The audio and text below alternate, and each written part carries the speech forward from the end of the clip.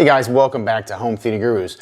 So you want to get a home theater system, but you don't want to go through all the mess of having to get a receiver, buying all the speakers and the subs and matching everything up, and you just want to slap it together and you want it to work, but you also want it to sound good. Valerion has sent me the Thunderbeat 4.1.2 channel system with the optional center that you see right there, making this a 5.1.2 system. So I normally don't do home theater in a box type reviews. This is the first one I've done, but I've heard several.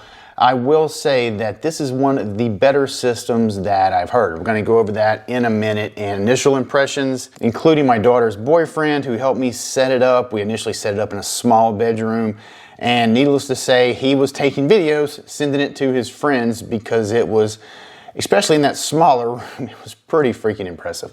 All right, so we get 4 of these speakers right here, and I believe somewhere I read that they have a 4.5-inch woofer and a tweeter, so it's a two-way little small bookshelf.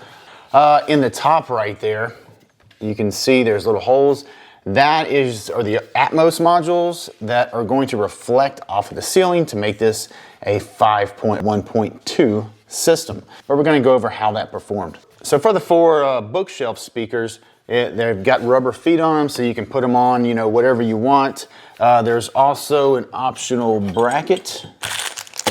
They have these little brackets right here that you can mount on the wall, and there's a little threaded insert where you put a screw with a disc, and it's going to slide into there and lock into place. So that's a pretty cool little mounting system they come up with. Also, you can do that on the center channel as well. If you want to mount the center channel like under your TV, it's got a mounting system to do that as well, including, you know, a template so you can properly screw your supports on there and then put your center in place. Now, Valerion did send me their optional speaker stands, and here they are right here. It's a really nice metal speaker stand. It's solid. You could definitely use this as a weapon if somebody broke in and tried to steal your Valerion Thunderbeat system. So on the bottom, let's see, we've got little rubber feet right there. It's very stable, and the speakers sit right into this cradle.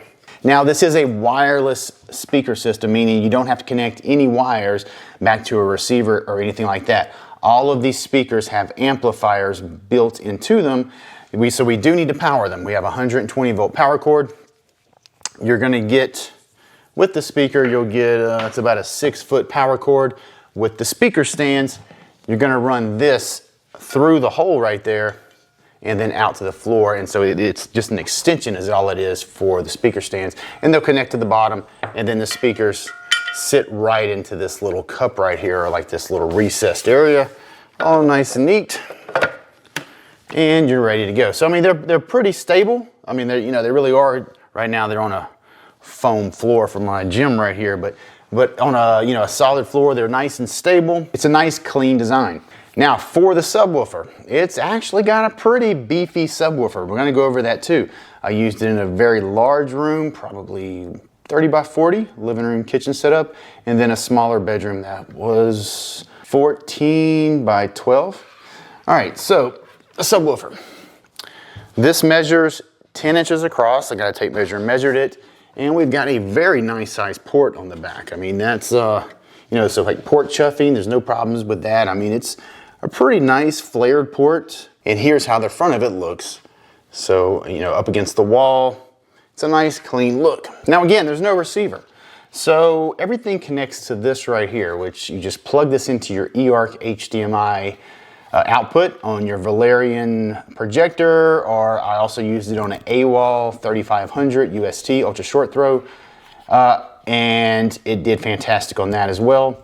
And you can use it on any eARC output. If you have a TV with eARC, just plug this into that port, and when you turn the TV or the projector or whatever on, you're going to hear a bunch of little bloop, and that's all of these speakers connecting to this hub right here. It happens within just, as soon as it turns on, a few seconds later they connect, and you're ready to go. I mean, it is that simple. It does support Dolby Atmos and DTS:X, seconds of lag.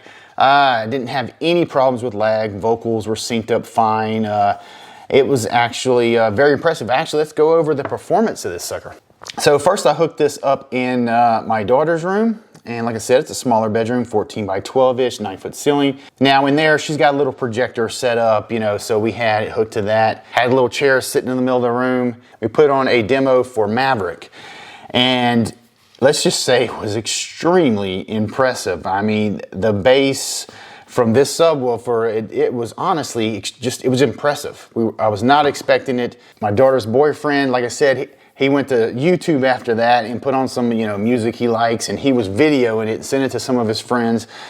And he, you know, it was something else. I mean, he actually let out a few bleeps when we first turned it on. I mean, it was not what we were expecting. Now, is this going to compete with a system where you've got a receiver, you've got a couple, you know, $500 subs, you know, you've got $1,000 or $1,500 in your loudspeakers, you know, it doesn't have to be a budget, but, you know, you've got everything set up in your room with a more typical type system. You know, you've got Atmos on your ceiling, actual speakers up there. Is this going to compete with that? No, it's not really going to compete with that, but it's close. It's very, very enjoyable. It depends on what you want. I later moved this into my living room, which is a much larger space because it connects to a kitchen. It's 40 feet across and I think 30 feet deep, 12-foot ceiling, so it's a big room.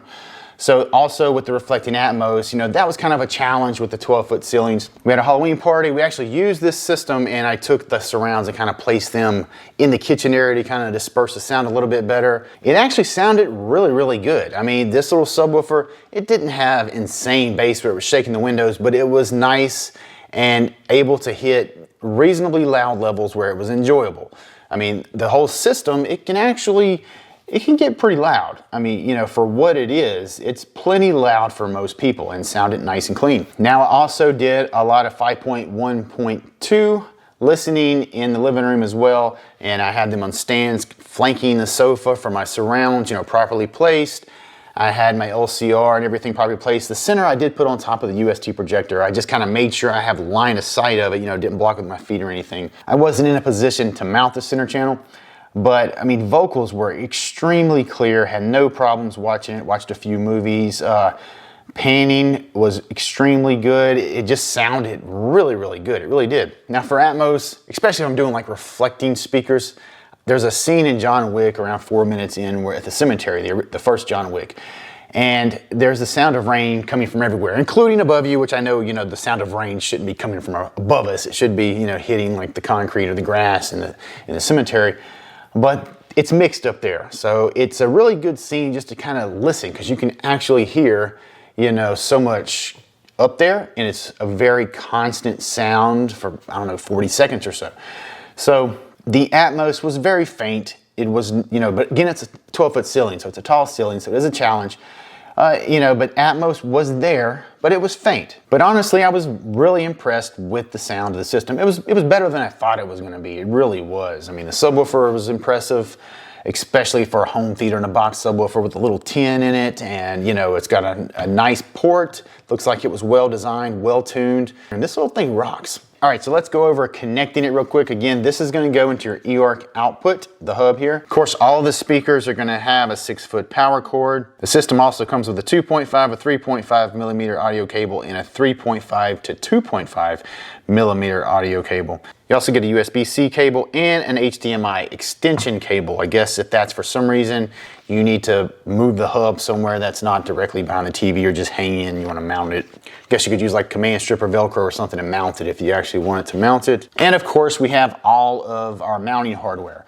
Now, whenever you place these, if you look at the bottom of them, there is a little TV, and it tells you what speaker is assigned to what. These are pre-assigned and mapped to the hub here. So each one has a assigned placement. So you do have to pay attention to make sure you place those in the right place.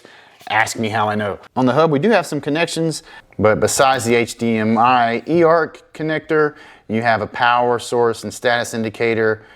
You have a button to enter Bluetooth mode or pairing mode.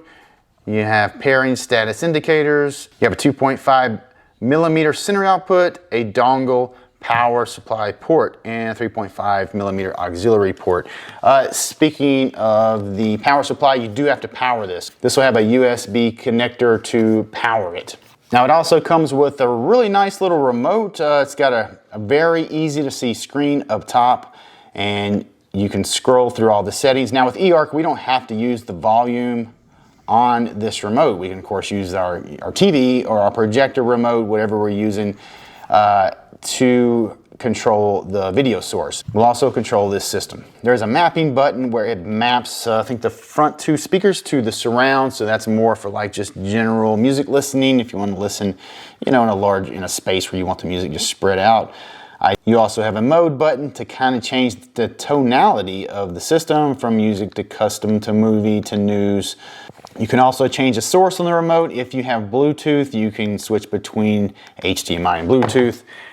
And again, talking about Bluetooth, we can press the pairing mode and pair this directly to like a phone, where you can play straight through it. So you don't even have to have a TV or anything plugged into it. If you go that option, you can just pair it to your phone and it'll send it directly to the system.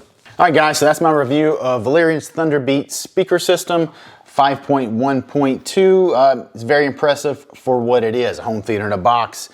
One of the better sounding home theater boxes I've heard. Really, really impressive, it really is. And for someone looking for something super easy to connect, I mean, you can literally, you know, as fast as you can set these speakers up, plug them in, plug the HDMI into your eARC, you're ready to go. It's very, very easy to set up, and they've done a really good job with the system. Now, I did want to add, like currently, you can adjust the volume of the surrounds independently. Not left and right surround, but just up and down on the surrounds themselves. But they're coming out with, working on an update where you're gonna be able to level match all the speakers. I mean, that's really cool, where you're gonna really be able to fine tune the sound and get the level matching perfect. All right guys, so if you're interested in the system, check out down in the description. I've got links to it. If you have a question on the system that maybe I didn't answer in this video, drop a question down in the comments and I will be looking and I'll answer it for you. So all right guys, that's gonna be it for this one. I'll see y'all for the next one.